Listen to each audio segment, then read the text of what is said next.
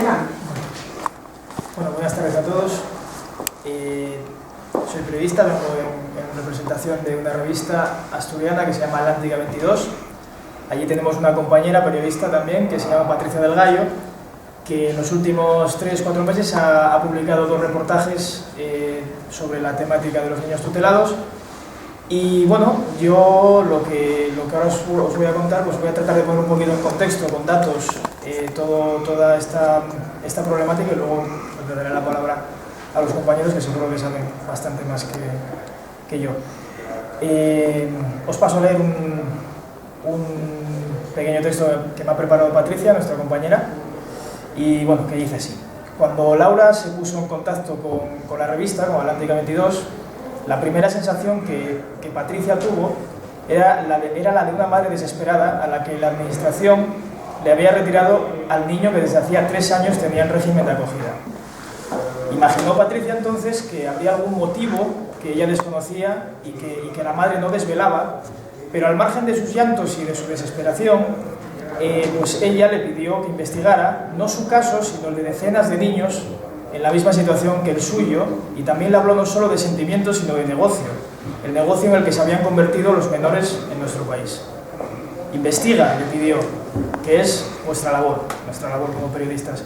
Así fue como Patricia empezó a indagar y nos reconoce que no fue todo lo difícil que esperaba, porque toda la información estaba ahí, en decenas de documentos, de artículos, de comentarios en las redes sociales.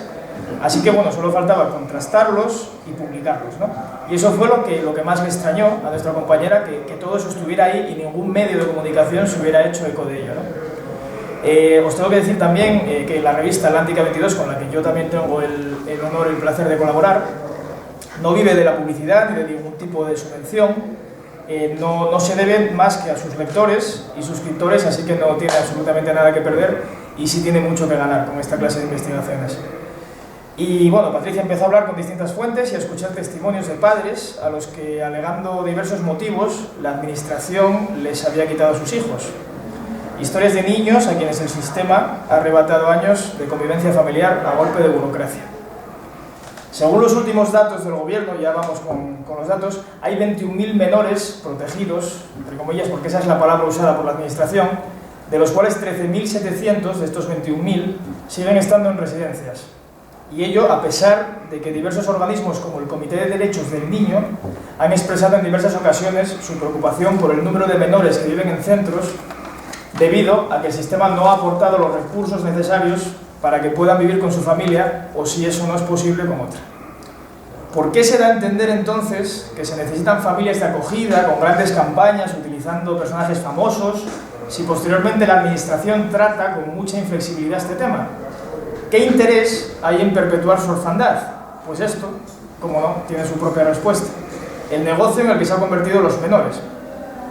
Hay un informe del Síndic de Greuges, de Cataluña, el defensor del pueblo catalán, sobre la protección de la infancia en situación de alto riesgo de 2009, donde ya se señalaba que a medida que la modalidad de protección se aleja de la familia de origen, el gasto se incrementa, pero cuando se acerca a la atención residencial, la diferencia es absolutamente radical. Según datos de 2013, los últimos que están actualizados, la inversión anual en familia extensa, que son los abuelos, los tíos, es de unos 4.430 euros por niño al año, mientras que en familia ajena, que se llaman canguro o acogida, es de 5.774 euros. En cambio, y ojo con esto, la inversión por niño en un centro de acogida es de 47.630 euros al año, 8 veces más o menos. ¿Por qué entonces, nos preguntamos, si es mejor y más barato, se sigue institucionalizando a nuestros menores? Pues esta es la respuesta que halló Patricia en estos 2 reportajes, y es que los centros de protección para niños están prácticamente en manos privadas en nuestro país. Fundaciones, asociaciones, empresas dirigen más del 70% de estos centros. La mayoría surgieron en los últimos 15 años, como por ejemplo los 58 centros terapéuticos para menores, de los 58 centros terapéuticos para menores que hay en España, 55 están en manos de entidades privadas. La mayoría, claro, están religiosas, pero detrás de otras también hay personajes públicos vinculados a partidos políticos o empresas. Dianova y Obelén acumulan 12 de los centros que hay en España. y más del 90% del dinero que reciben estos centros procede de las administraciones, de nuestros impuestos, obviamente. El resto lo pone Patronos. Además, como no, la crisis ha aumentado el número de menores tutelados y ahora se dan casos de que muchos padres recelan de acudir a los servicios sociales para pedir ayuda por el miedo también a que le quiten a sus hijos, ¿no? Hay que dejar claro que no son hijos maltratados ni víctimas de abusos. La administración entiende que si sus padres no tienen recursos para cuidarle, el pequeño está en riesgo y prefieren tener a ese niño lejos de su hogar en lugar de ayudar a su familia y aportarle recursos para mantenerle. Ha sido el conocimiento de continuas anomalías en los servicios de protección de menores, vividas en primera persona, lo que ha llevado a muchas familias de toda España, como bien sabéis, a asociarse para denunciar las situaciones que se están viviendo y el daño que están haciendo a los niños. De ahí surgen AMPRODEME y AMPRODEFA, y también surge el colectivo Tortuga, Identidad para Ellos, o el No a Obelé. ¿Pero quiénes deciden si eres o no un buen padre? Pues son los equipos psicosociales de los juzgados, cuya tarea no solo cuestionan padres afectados por sus decisiones, sino también, como bien corroboran estos reportajes, y cada vez más, jueces y abogados. Son equipos formados siempre por dos personas, un psicólogo y un trabajador social, que están obviamente saturados. Ello hace que sus exámenes sean rápidos, en apenas unas horas, con apenas unas horas pueden decidir si eres un buen o un mal padre, ¿no?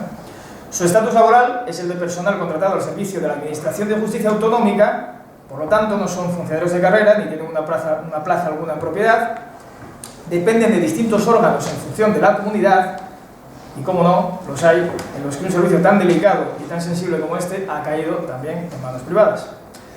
El problema es que muchas de estas entidades trabajan personal poco cualificado, a veces incluso en prácticas, mal remunerado y poco profesional, a quienes la administración les otorga, a golpe de talonario, la potestad para decidir quién es un buen o un mal padre para estar con sus hijos. Además, su existencia no está amparada por ninguna disposición con rango de ley y constituyen una irregularidad, según algunos abogados, en el conjunto de los llamados peritos judiciales. Los jueces, sin embargo, los avalan y la pregunta inevitable es ¿por qué? Pues bien, su figura se creó a mediados de los años 80 precisamente para evitar que los menores acabaran ante el juez en casos de separaciones y divorcios, con la carga evidente que eso podría suponer para ellos y también para ayudar a los jueces en su tarea de decidir en cuestiones de custodia cuando no se trataba de un juzgado de familia. Pero con el aumento de los procesos de separaciones, los jueces delegaron en exceso, como lo han reconocido a Patricia en este caso varios magistrados.